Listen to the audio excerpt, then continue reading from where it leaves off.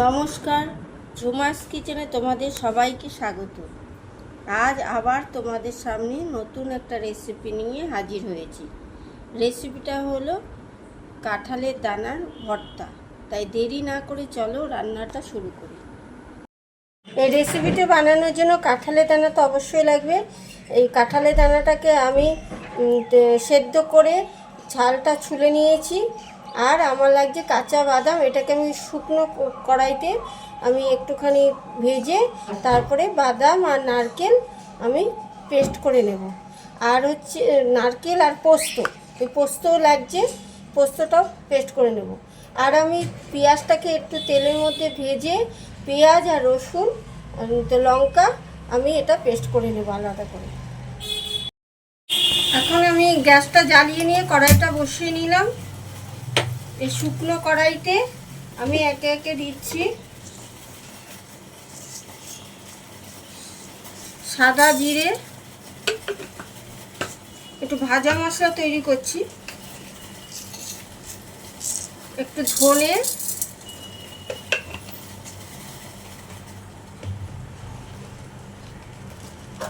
আর একটু মৌরি, আর একটা শুকনো লঙ্কা আমি দিয়ে দিচ্ছি।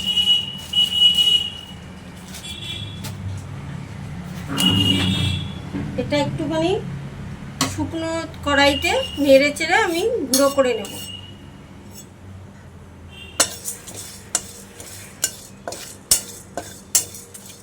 একটু ভাজা ভাজা হয়ে গেলে আমি মিক্সিতে গুঁড়ো করে নেব। এবার আমি দেখো, আমি কড়াইয়ের মধ্যে, শুকনো কড়াইয়ের মধ্যে আমি একটু বাদামটা ভেজে নিচ্ছি, মানে নাড়িয়ে নিচ্ছি। শুকনো কড়াইতে, ভাজা না।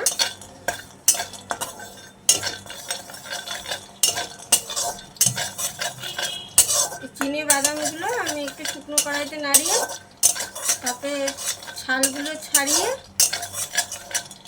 আমি এটাও গুঁড়ো করে নেব।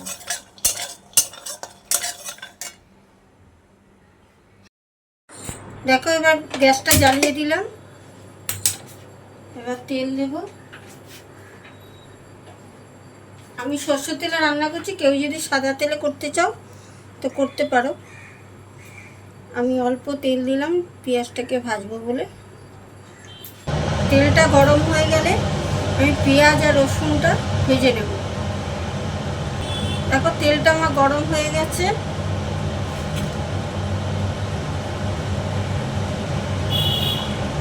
এবার আমি পেঁয়াজটা দিয়ে দিচ্ছি।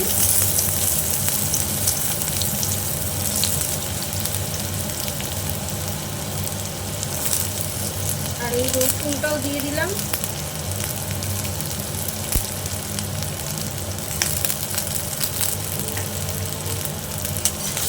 পেঁয়াজ আর রসুনটা একটু ভেজে নেব, বেশি ভাজবো না, অল্প অল্প ভাজবো। ভেজে আমি মিক্সিতে পেস্ট করে নেব।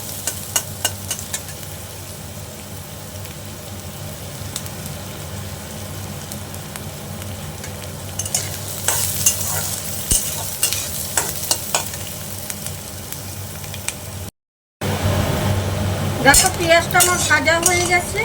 এবার আমি নামিয়ে নেব।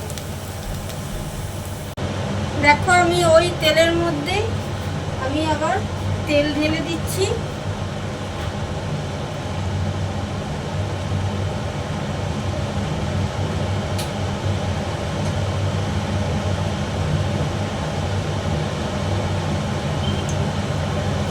তেলটা গরম হয়ে গেলে আমি সাদা জিরে আর তেজপাতা ফোড়ন দেব।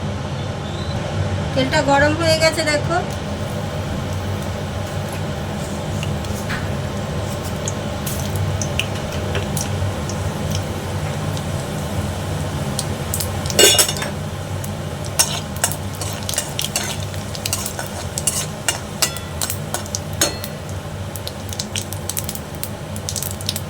এবার আদা, কাঁচা লঙ্কা, টমেটো, মানে আধখানা টমেটো আমি পেস্ট করে রেখেছিলাম, সেই পেস্টটা আমি দিয়ে দেব।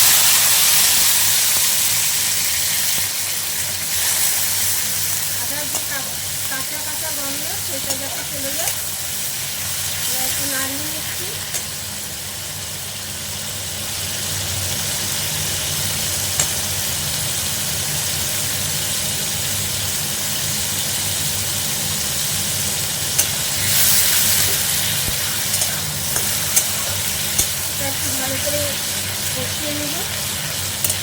মশলাটা।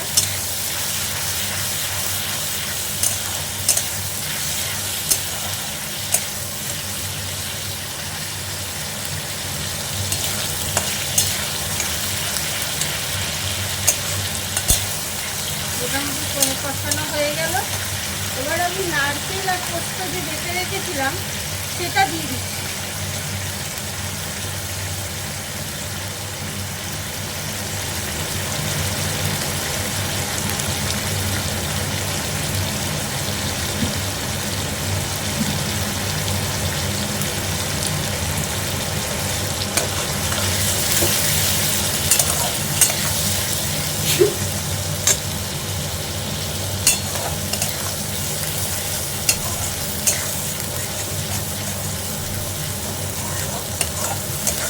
গ্যাসটা কখনো একটু বাড়িয়ে নিতে হবে, কখনো কমিয়ে নিতে হবে, নাহলে পোড়া লেগে যাবে।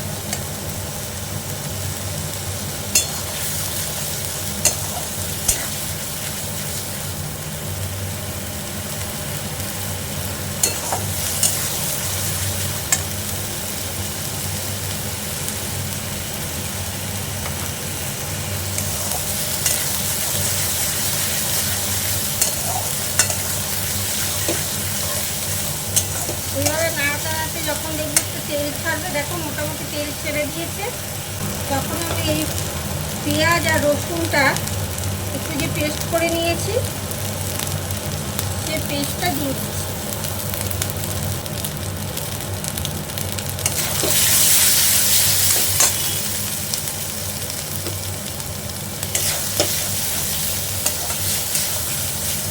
যখন এরকম প্রায় শুকিয়ে আসে তখন আমি এই মশলা বাটি ধোয়া জলটা দিয়ে দিচ্ছি। তখন এইভাবে নাড়িয়ে নিতে হবে। এবার আবার একটু বাড়িয়ে দিলাম ওভেনটা।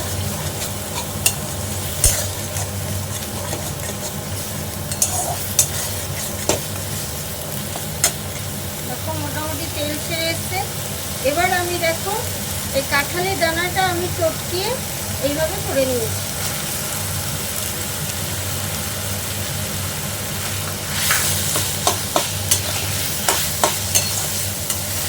এবার এটা ভালো করে মশলার সাথে মেশাতে হবে। এবার আমি পরিমাণ মতো নুন দিচ্ছি, এটা বেশি নুন লাগে না। হলুদ দিচ্ছি, আর মিষ্টি দিচ্ছি। এটা একটু মিষ্টি একটু দিতে হবে, নাহলে স্বাদ হবে না। আমি ওভেনটা কমিয়ে দিয়েছি, এরকম করে নাড়িয়ে যেতে হবে যাতে নিচে না লেগে।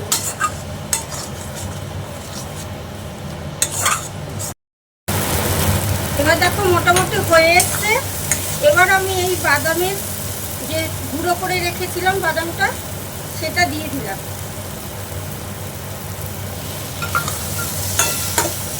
এবার এটাও ভালো করে মেশাতে হবে। এবার আমি দেখো হয়ে এসছে। এবার আমি দিয়ে দিচ্ছি ভাজা মশলাটা, যেটা আমি সাদা জিরে, গোটা ধনে আর হচ্ছে মৌরি ভেজে রেখেছিলাম, এটা আমি দিয়ে দিচ্ছি। আর শুকনো লঙ্কাও এর মধ্যে দিয়ে ভেজে দিচ্ছি।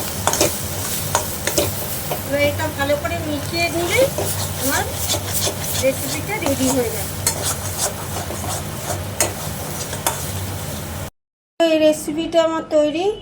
যদি তোমাদের ভালো লাগে তাহলে তোমরা সাবস্ক্রাইব করতে তো ভুলবেই না, এবং লাইক, কমেন্ট ও শেয়ার প্রচুর পরিমাণে করবে।